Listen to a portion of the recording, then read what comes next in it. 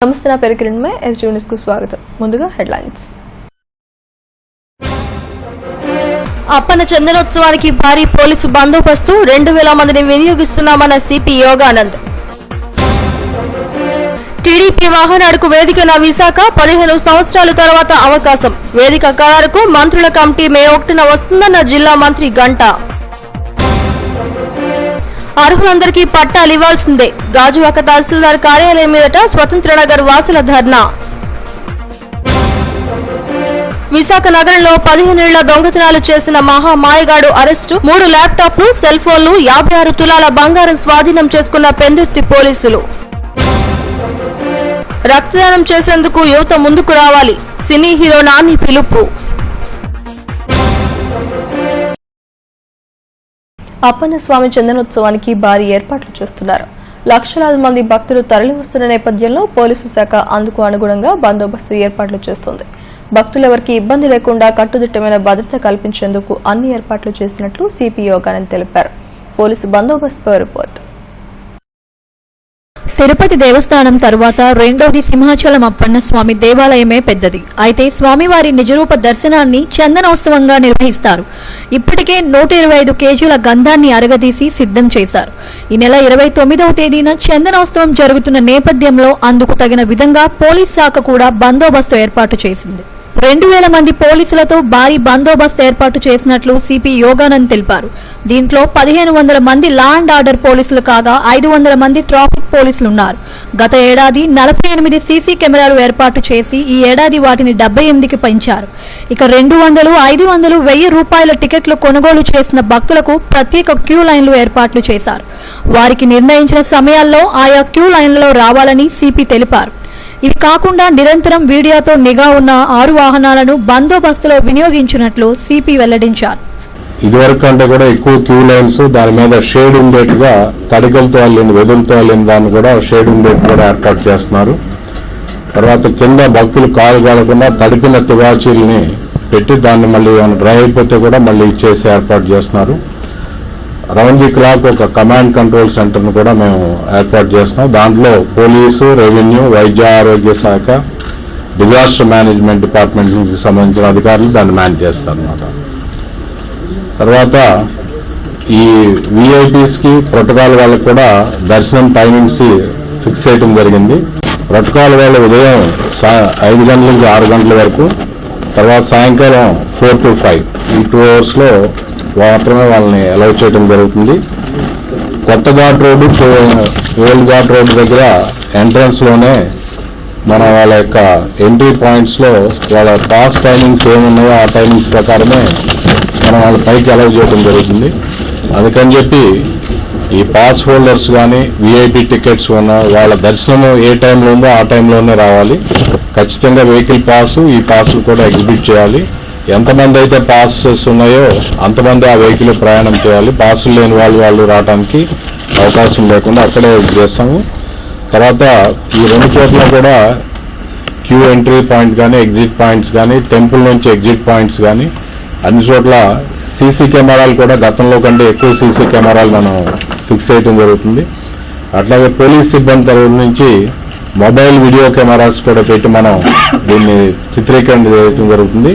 అందుకని అందరూ కూడా అందరి సౌకర్యార్థం మనం ఏ నిబంధనలు అయితే మనం కోఆర్డినేషన్ మీటింగ్ లో నిర్ణయించడం జరిగిందో దాన్ని అందరూ కూడా, ఇది స్వామివారికి ఒక భక్తి భావంతో జరుపుకునే ఉత్సవం కాబట్టి ఎవరు యొక్క దాన్ని అధికార దర్పాన్ని కానీ వీటిని కానీ ప్రదర్శించొద్దని చెప్పి మనం చేస్తున్నాం. అట్లాగే పటిష్ట నిఘా నడుమ చందనోత్సవానికి ఏర్పాట్లు చేశారు. రాష్ట్రం నుంచే కాకుండా దేశం నలుమూలల నుండి భక్తులు తరలి వస్తున్న నేపథ్యంలో కట్టుదిట్టమైన భద్రత ఏర్పాట్లు చేశారు. టీడీపీ మహానాడుకు విశాఖ వేదిక కానుంది. విశాఖలో మే నెలలో జరిగే ఈ మహానాడుకు వేదిక ఎక్కడ అనేది పరిశీలించేందుకు మే 1వ తేదీన మంత్రులు కళా వెంకట్రావు, చిన్నరాజప్ప విశాఖకు రానున్నారు. మే 5, 6 తేదీల్లో మంత్రి లోకేష్ కూడా నగరంలో పర్యటిస్తారు. 5వ తేదీన వేదిక ఎంపిక, 6వ తేదీన టీడీపీ జిల్లా కార్యాలయం ప్రారంభోత్సవం వంటి కార్యక్రమాల్లో లోకేష్ పాల్గొంటారని జిల్లా మంత్రి గంటా శ్రీనివాసరావు తెలిపారు. ప్రెస్ క్లబ్ లో ఆయన మీడియాతో మాట్లాడారు. దాదాపు 15 సంవత్సరాల తర్వాత మహానాడు నిర్వహించేందుకు విశాఖకు అవకాశం వచ్చిందని, దీన్ని ప్రతిష్టాత్మకంగా తీసుకోవాలని చెప్పారు. తీసుకుని అవన్నీ కలిపి ఫైనల్ గా మహానాడులో 3 రోజుల పాటు పండుగ వాతావరణంలో వేలాది మంది కార్యకర్తల సమక్షంలో పార్టీ అగ్రనాయకత్వం దగ్గర నుంచి ప్రతి ఒక్కరు కూడా పాల్గొని అనేక తీర్మానాలు వాటిపైన చర్చ అవన్నీ కూడా చేసి పార్టీకి ఒక దశాదిశాలు నిర్దేశించుకునే వేదిక మహానాడు. మరి అటువంటి మహానాడుకు సంబంధించి చాలా ప్రాంతాలు పోటీ పడ్డాయి. ఈసారి తెలంగాణ ప్రాంతం హైదరాబాద్ చేస్తా ఉన్నారు, విజయవాడ చేస్తా ఉన్నారు, మళ్ళీ రాయలసీమ ప్రాంతం అడిగారు. అయితే వైజాగ్ ఈరోజు ఒక సిటీ ఆఫ్ డెస్టినీ, ఒక స్మార్ట్ సిటీ, అంతర్జాతీయంగా కూడా చాలా పేరు పొందుతున్న నగరం. అటువంటి వైజాగ్ లో పెట్టాలని మనం అడిగినప్పుడు గౌరవ ముఖ్యమంత్రి గారు, పార్టీ జాతీయ అధ్యక్షులు చంద్రబాబు నాయుడు గారు దానికి అంగీకరించి విశాఖపట్నానికి అవకాశం ఇచ్చారు.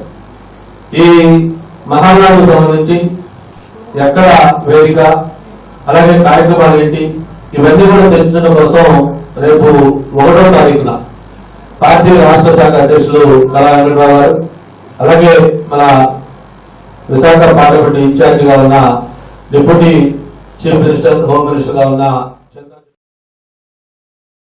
గాజువాకలో పట్టాల కోసం ఆందోళన ప్రారంభమైంది. 296, 301 జీవోల ప్రకారం పట్టాలిచ్చేందుకు ప్రభుత్వం అన్ని ఏర్పాట్లు చేసింది. అయితే కొంతమందికి ఇవ్వకపోవడంతో బాధితులు నిరసన వ్యక్తం చేశారు. పట్టాలపై రిపోర్ట్. గాజువాకలో హౌస్ కమిటీ కొండవాలు ప్రాంతాలు ఆక్రమించుకున్న వారికి పట్టాలిచ్చేందుకు ప్రభుత్వం రంగం సిద్దం చేసింది. 296 జీవో ప్రకారం 100 గజాలలోపు ఆక్రమించుకున్న వారికి ఉచితంగాను, హౌస్ కమిటీలోని 301 జీవో ప్రకారం మరికొంతమందికి పట్టాలిచ్చేందుకు ఏర్పాట్లు చేశారు. ఈ విధంగా సుమారు 20,000 మందికి పట్టాలు ఇవ్వనున్నారు. ఇందుకు సంబంధించి దరఖాస్తు చేసుకున్న వారి వివరాలతో సర్వే ప్రారంభించారు. అయితే జీవీఎంసీ 52వ వార్డు స్వతంత్ర నగర్ వాసులు తమకు పట్టాలు ఇవ్వాలంటూ గాజువాక తహసీల్దార్ కార్యాలయం ఎదుట ధర్నా నిర్వహించారు. 296 జీవో ప్రకారం సర్వే చేసి పట్టాలు ఇప్పించాలని డిమాండ్ చేశారు. గతంలో అనేక సార్లు పట్టాల కోసం దరఖాస్తు చేసుకున్నా పట్టించుకోని అధికారులు ఇప్పుడు అధికార పార్టీ ప్రాబల్యం కోసం పొంతనలేని సర్వే నెంబర్లతో పట్టాలు తయారు చేస్తున్నారని ఆరోపించారు. ఎన్నో ఏళ్లుగా నివాసాలుంటున్న వారు అన్యాయమైపోతున్నారని ఆందోళన వ్యక్తం చేశారు. తమకు 296 జీవో ప్రకారమే పట్టాలు మంజూరు చేయాలని డిమాండ్ చేశారు.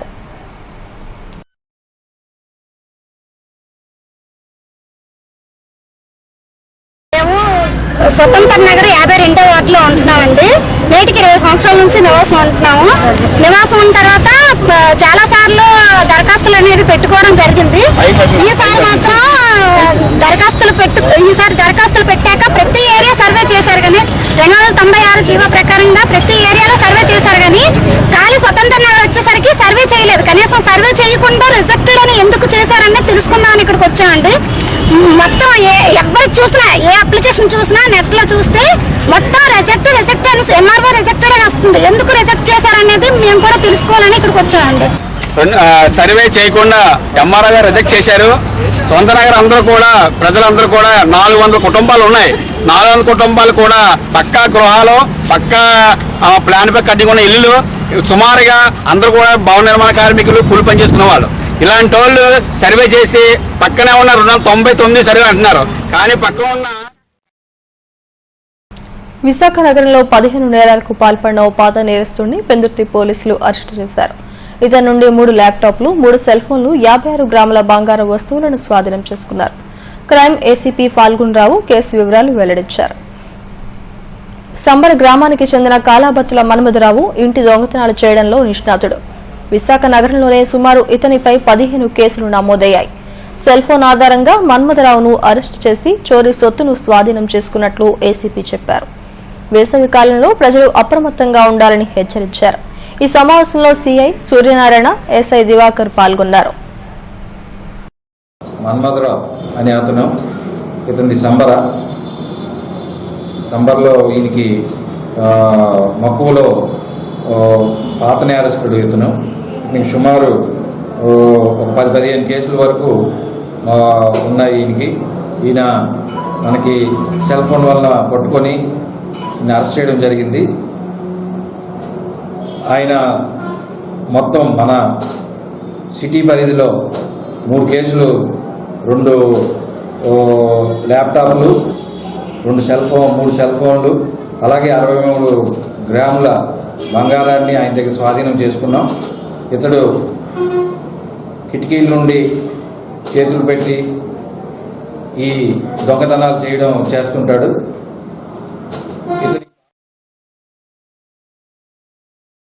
టి సుబ్బరామరెడ్డి క్రీడాపీఠం ఆధ్వర్యంలో ప్రముఖ వాలీబాల్ క్రీడాకారుడు క్రీడారత్న కోదండరామయ్య జీవిత సాఫల్య పురస్కార మహోత్సవాన్ని ఈ నెల 30వ తేదీన నిర్వహిస్తున్నట్లు వెలుగోలు ట్రస్ట్ కన్వీనర్ బసవ పున్నయ్య తెలిపారు.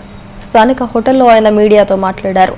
కృష్ణా జిల్లా నందిగామకు చెందిన రామినేని కోదండరామయ్య వాలీబాల్ క్రీడాకారుడుగా, కోచ్గా, ఆర్గనైజర్గా ప్రాచుర్యం పొందారని తెలిపారు.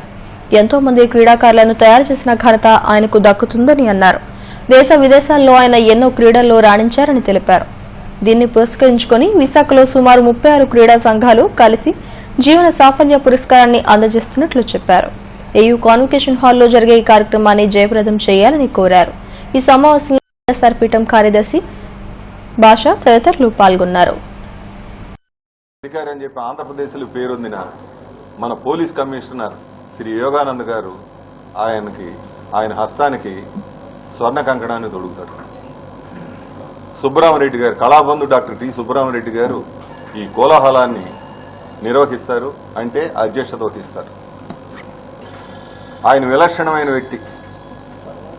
బీజేపీ శాసనపక్ష అధినేత అయినా కూడా అవసరమైతే ప్రజల అభ్యున్నతి కోసం అధికార పక్షాన్ని కూడా ఆయన విమర్శిస్తూ ఉంటారు. అటువంటి నీతి నిజాయితీ కలిగిన వ్యక్తితో కోదండరామయ్య గారి ఉత్సవ సూచికగా ఒక 10 నుంచి 20 మందికి వాలీబాల్ కిట్లు, 20 నుంచి 30 మంది వరకు.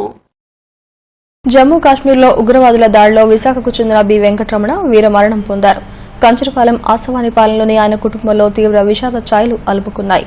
వివరాల్లోకి వెళితే కుంచాలం రాములమ్మకు 3 కొడుకులు. పెద్ద కుమారుడు వెంకటరమణ, రెండో కొడుకు అప్పల్ రాజులు ఆర్మీలో విధులు నిర్వహిస్తున్నారు. మూడో కుమారుడు కోటేశ్వరరావు కూడా ఆర్మీలో చేరేందుకు సిద్దమైనప్పటికీ కుటుంబ సభ్యులు ఒత్తిడితో ఉండిపోయాడు. వెంకటరమణ 18 ఏళ్లుగా ఆర్మీలో విధులు నిర్వహిస్తూ గురువారం జరిగిన ఉగ్రవాదుల దాడిలో ఆయన వీరమరణం పొందారు. ఇతనికి భార్య, 2 పిల్లలు ఉన్నారు. వెంకటరమణ మరణవార్తతో అతని కుటుంబం విషాద ఛాయలు అలుముకున్నాయి. వెంకటరమణ మృతదేహం శుక్రవారం విశాఖ చేరవచ్చునని కుటుంబ సభ్యులు తెలిపారు.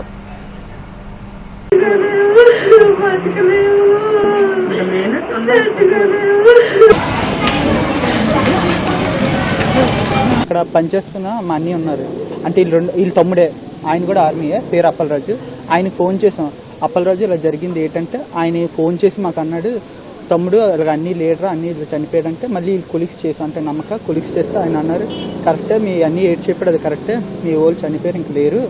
మా గ్రామం ఆశ్వాన పొలంలోని మేమంతా గర్వంగా ఫీల్ అయ్యే ఒక 2 ఆర్మీ అధికారులు ఉన్నారు. మేము చాలా గర్వంగా ఫీల్ అయ్యేవాళ్ళము. అందులో చాలా మంచి వ్యక్తి, ఈ గ్రామంలో ఎవరైనా ఆయన చాలా మంచి వ్యక్తి అని చెప్తారు. అలాంటి వ్యక్తులు మా అందరం మీద దూరం అయిపోయింటే ఈ గ్రామంతో విషాద చరిత్ర నిండున్నది. ఆయన మృతికి కూడా మేము కూడా ప్రగాఢ సానుభూతి తెలుస్తున్న కుటుంబానికి, వాళ్ళ కుటుంబాన్ని కూడా ఆదుకోవడం ప్రతిపరంగా అందరూ కూడా మేము విజ్ఞప్తి చేస్తున్నాము. వాళ్ళు కూడా చిన్నపిల్లలు ఆయన రిటైర్మెంట్ స్టేజ్లో ఉన్నారు. ఆయన జీవితం అంతా కూడా ఆర్మీలోనే గడిపి పాపము ఏదో రిటైర్ అయ్యే టైంలోనే భగవంతుడు చేయడం నిజంగా చాలా అందరం కూడా ఇక్కడ గ్రామంతో విషాద చరిత్ర నిండి ఉన్నాము. యువత రక్తదాతలుగా నిలవాల్సిన అవసరం ఎంతైనా ఉందని ప్రముఖ సినీ హీరో నాని అన్నారు. సిరిపురంలోని స్థానిక హోటల్లో వైజాగ్ డెవలప్మెంట్ కౌన్సిల్ ఏర్పాటు చేసిన మీడియా సమావేశంలో ఆయన మాట్లాడారు. ప్రమాదాలు సంభవించినప్పుడు శస్త్రచికిత్సల సమయంలో తగినంత రక్తం సకాలంలో అందక అనేక మంది ప్రాణాలు కోల్పోతున్నారని అన్నారు. ఇటువంటి పరిస్థితిని మార్చే శక్తి యువతకే ఉందని, ప్రతి పౌరుడు తన వంతుగా రక్తదానంగా మారాలని పిలుపునిచ్చారు. ఈ కార్యక్రమంలో నరేష్ కుమార్ తదితరులు పాల్గొన్నారు. ఒకనొక టైంలో ఏంటంటే చాలా మందికి చాలా రకరకాల అపోహలు, బ్లడ్ డొనేషన్ చేస్తే సేఫ్ అయినా, లేదంటే సరైన పద్ధతులు, ప్రొసీజర్లు, ఎక్విప్మెంట్ వాడతారా, ఇలాంటి డౌట్ ఉండే. అదంతా ఒక 20 ఏళ్ల క్రితం విషయం అండి. ఇప్పుడంతా చాలా పకడ్బందీగా పర్ఫెక్ట్ గా చేస్తున్నారు అందరూ. అండ్ 4 నెలలకు ఒకసారి మనం బ్లడ్ ఇవ్వచ్చు. ఆ బ్లడ్ ఒక ముగ్గురు ప్రాణాలు సేవ్ చేస్తుంది. అంటే చాలా మంది రకరకాల పూజలు చేస్తుంటారు, గుడులు కట్టేస్తుంటారు, పుణ్యం వస్తుందని చెప్పి. ఇంతకంటే బెస్ట్ వే నాకు తెలిసి పుణ్యం 3 కట్టుకోవడానికి ఇంకోటి ఉండదు. బ్లడ్ డొనేషన్ తెలియకుండా మన 4 నెలలకు ఒకసారి మనం బ్లడ్ ఇవ్వడం వల్ల మళ్ళీ మన బ్లడ్ మనకు వచ్చేస్తుంటుంది. ₹1 ఖర్చు లేకుండా నిజంగా ఎవరిదో ప్రాణం కాపాడగలుగుతున్నాం అంటే ప్రభుత్వ పాఠశాలలో తెలుగు మాధ్యమాన్ని బోధించాలని AP right to education forum convener Narava Prakash Rao demand చేశారు. పౌర గ్రంథాలయంలో ఆయన మీడియాతో మాట్లాడారు. జనవరిలో మున్సిపల్ అడ్మినిస్ట్రేషన్ శాఖ విడుదల చేసిన జీవోను వెంటనే రద్దు చేయాలని ఆయన డిమాండ్ చేశారు.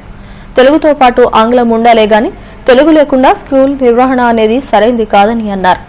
ఇప్పటికే ప్రభుత్వ స్కూళ్ల పరిస్థితి దయనీయంగా ఉందని, విద్యార్థులు లేరనే నెపంతో ఉత్తరాంధ్ర జిల్లాల్లో సుమారు 500 ప్రభుత్వ పాఠశాలలను మూసివేశారని తెలిపారు. తక్షణం ఈ జీవోను రద్దు చేసి తెలుగు మాధ్యమాన్ని కొనసాగించాలని డిమాండ్ చేశారు. వాళ్ళు కూడా కోర్టుకి బిల్లు వేయడం జరిగిందండి. ఇంకా విచారణ జరుగుతూ ఉంది. అది బహుశా ఒక 4-5 రోజుల్లో ఒక నిర్ణయం రావచ్చు.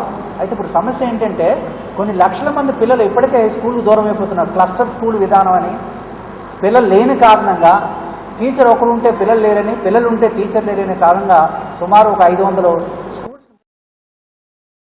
తమ స్కూల్కు సంబంధించిన వివాదాల నేపథ్యంలో విద్యార్థుల తల్లిదండ్రులు ఎటువంటి ఆందోళన చెందాల్సిన అవసరం ఉండదని సీతామదార్లోని ఎస్ఎఫ్ఎస్ స్కూల్ యాజమాన్యం తెలిపింది.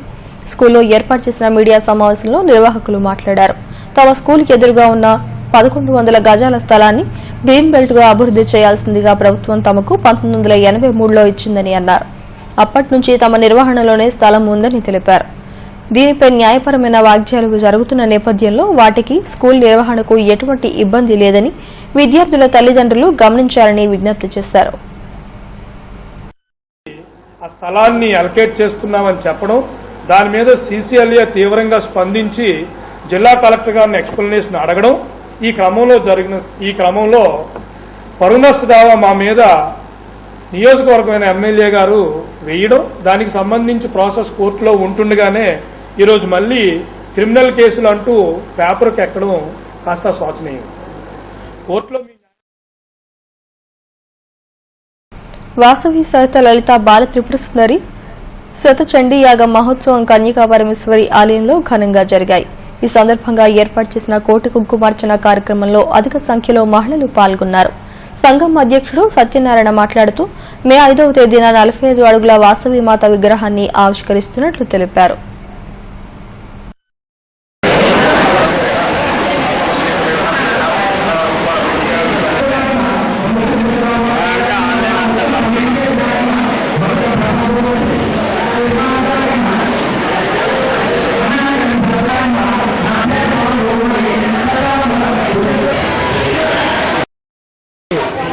అమ్మవారి విగ్రహప్రతిష్ఠ సందర్భంగా కోటి కుంకుమార్చన ఇక్కడ ఆలయంలో ఏర్పాటు చేయడం జరిగింది. ఈ రోజు ప్రారంభమైన కోటి కుంకుమార్చన పూజలు ఐఐటి జేఈ మెయిన్ ఫలితాల్లో తమ విద్యార్థుల ప్రతిభ కనబరిచారని FIITJEE Vizag centre head B Gurunath తెలిపారు. గురువారం ప్రకటించిన ఫలితాల్లో ఆల్ ఇండియా ఓపెన్ కేటగిరీలో 100వ ర్యాంకుతో ఎల్ తరుణ్ కుమార్ ప్రథమ స్థానంలో నిలిచారని చెప్పారు. వీరితో పాటు మరికొంతమంది ర్యాంకులు సాధించారని అన్నారు. 325 మంది పరీక్షకు హాజరు కాగా 203 మంది అర్హత సాధించారని తెలిపారు. ఈ సందర్భంగా విద్యార్థులను అభినందించారు. 203 మంది స్టూడెంట్స్ జీ అడ్వాన్స్ క్వాలిఫై చేయడం జరిగింది. ఈ సంవత్సరం ఉండే జీ మైన్ కు ఒక ప్రత్యేకత ఉంది. గత 3 సంవత్సరాల నుంచి జీ మైన్ లో ఇంటర్మీడియట్ వెయిటేజ్ ఇచ్చి దాంతో పాటు ర్యాంకులు ఇవ్వడం జరుగుతూ ఉండేది. ఈ ఇంటర్మీడియట్ వెయిటేజ్ కలపడం వల్ల రియల్ గా పొటెన్షియల్ ఉన్న స్టూడెంట్ కూడా కొంత అన్యాయం జరుగుతూ ఉండేది. ఈసారి నుంచి ఆ మార్పు వల్ల ఇంకా మంచి ర్యాంకులు మనం సాధించాం. మున్సిపల్ కార్మికులకు గొడ్డలిపేటగా ఉన్న 279 జీవోను తక్షణం రద్దు చేయాలని కోరుతూ సిఐటియు ఆధ్వర్యంలో జీవీఎంసీ కార్యాలయం ఎదుట ధర్నా నిర్వహించారు. సిఐటియు రాష్ట్ర ప్రధాన కార్యదర్శి ఉమామహేశ్వరరావు హాజరయ్యారు. ఈ జీవోను రద్దు చేయకుండానే తాజాగా 160 జీవోను జారీ చేసి కార్మికులందరినీ కాంట్రాక్టర్లకు అప్పగించే ప్రయత్నం చేస్తున్నారని ఆందోళన వ్యక్తం చేశారు. 45 రోజుల్లో టెండర్లు పిలవడంతో పాటు కార్మికులకు ప్రైవేట్ పరం చేయబోతున్నారని ఆరోపించారు. మున్సిపాలిటీకి కార్మికులకు ఉన్న సంబంధాన్ని పూర్తిగా నాశనం చేసేందుకే ఈ కుట్ర పన్నుతున్నారని, దీనిని అడ్డుకుంటామని హెచ్చరించారు. అవసరమైతే సమ్ముకు వెనకాడేది లేదని స్పష్టం చేశారు. కొల్లగొట్టేదానికోసం 279 జీవోని అమలు చేయడానికి పూనుకుంటా ఉంది. మాతో చర్చలు జరపడానికి రాష్ట్ర ప్రభుత్వం ఎందుకు వెనకాడుతా ఉందో, ఎందుకు భయపడుతుందో మాకు అర్థం కావట్లా. కార్మికులు ఇప్పటిదాకా స్వేచ్ఛగా పనిచేస్తున్నారు. ఉపాధి కోసం ఇతర దేశాలకు వెళుతూ అక్కడ పడే కష్టాలను నేపథ్యంగా తీసుకుని నిర్మించిన గల్ఫ్ సినిమా త్వరలోనే విడుదల కానుందని మంత్రి గంటా శ్రీనివాసరావు తెలిపారు. ప్రెస్ క్లబ్ లో ఈ సినిమాకు సంబంధించిన పోస్టర్ను ఆయన ఆవిష్కరించారు. వాస్తవానికి దగ్గరగా ఉన్న ఈ సినిమాను ప్రజలు ఆదరిస్తారని తెలిపారు. ఉపాధి కోసం గల్ఫ్ దేశాలకు వెళ్లి అక్కడ పడుతున్న కష్టాలను నేపథ్యంలో సినిమా రూపొందించడం అభినందనీయమని అన్నారు. ఇటువంటి వాస్తవ రూప చిత్రాలు, ఎమోషనల్ స్టోరీస్ మరిన్ని రావాలని ఆకాంక్షించారు. ఈ కార్యక్రమంలో స్టార్ మేకర్ సత్యానంద్, చిత్ర బృందం పాల్గొంది. విదేశాలు అనడం తప్పు కదా, కానీ బట్ దాదాపు ఒక వేలవేలుగా అక్కడే బాగుంటుందని ఒక భ్రమం లేకుండా వాస్తవానికి దగ్గరగా ఉండేదని ఆలోచన చెప్తే బాగుంటుంది కూడా తెలియజేసుకుంటూ, మరి ముఖ్యంగా యువత వెళ్ళేటప్పుడు ఏ విధంగా జాగ్రత్తలు తీసుకోవాలి, ఏజెంట్ల దగ్గర నుంచి మొత్తం అక్కడ ఎటువంటి మోసాలు జరుగుతాయి, ఇవన్నీ కూడా ఇందులో సవివరంగా వివరిస్తారని ఆశిస్తా ఉన్నాను. ముఖ్యంగా సినిమా అనేది ఈరోజు ఒక ఎఫెక్టివ్ మీడియా. ఏదైనా ఒక మెసేజ్ కమ్యూనికేట్ చేయాలన్నా, కన్వే చేయాలన్నా సినిమా ద్వారా ఫాస్ట్ గా, ఎఫెక్టివ్ గా. హెడ్లైన్స్ మరోసారి. అప్పన్న చందనోత్సవానికి భారీ పోలీసు బందోబస్తు, 2000 మందిని వినియోగిస్తున్నామన్న సిపి యోగానంద్. టీడీపీ వాహనాడుకు వేదికన విశాఖ, 15 సంవత్సరాల తర్వాత అవకాశం. వేదిక ఖరారుకు మంత్రుల కమిటీ మే 1న వస్తుందన్న జిల్లా మంత్రి గంటా. అర్హులందరికీ పట్టాలు ఇవ్వాల్సిందే, గాజువాక తహసీల్దార్ కార్యాలయం మీదట స్వతంత్రనగర్ వాసుల ధర్నా. విశాఖ నగరంలో 15 ఏళ్ల దొంగతనాలు చేసిన మహా మాయగాడు అరెస్టు, 3 ల్యాప్టాప్లు, సెల్ ఫోన్లు, 56 తులాల బంగారం స్వాధీనం చేసుకున్న పెందుర్తి పోలీసులు. రక్తదానం చేసేందుకు యువత ముందుకు రావాలి, సినీ హీరో నాని పిలుపు. ఈ వార్తలు ఇంతటితో సమాప్తం. మరిన్ని వార్తా విశేషాల కోసం చూస్తూనే ఉండండి STV న్యూస్.